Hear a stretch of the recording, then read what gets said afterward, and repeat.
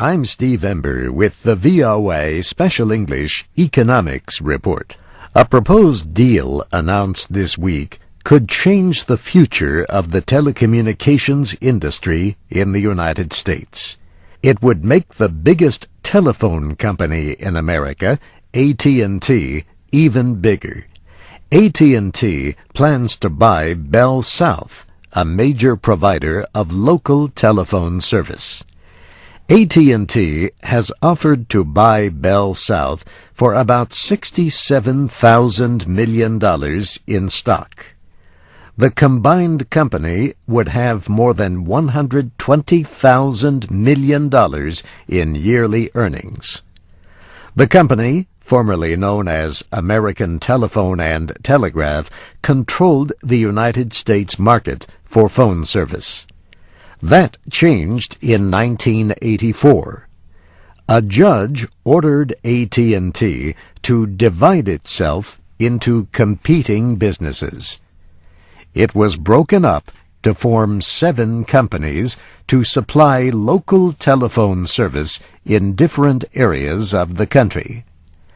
An 8th part became a long-distance carrier. It kept the name AT&T.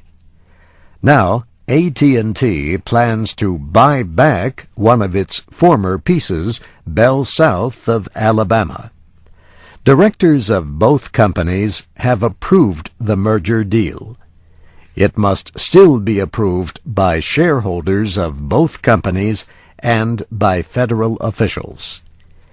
AT&T plans to cut about 10,000 jobs after the deal is closed. Some experts believe the government might be willing to approve the merger. The reason is that the telecommunications business has changed a lot in recent years. Now, millions of people have wireless phone service and the Internet, and they have more choices.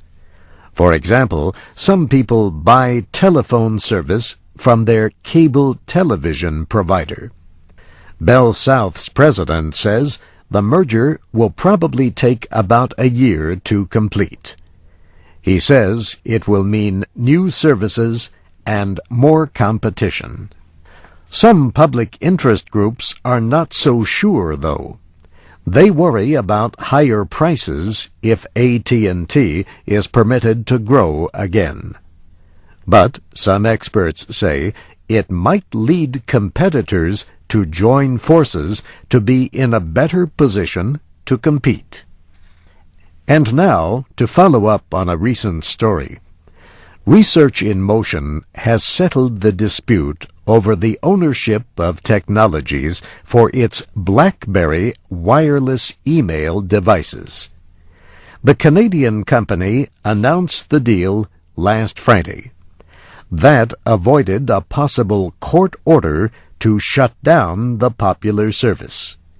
Research in Motion agreed to pay NTP, a patent-holding company in Virginia, more than $600 million. This VOA Special English Economics Report was written by Brianna Blake.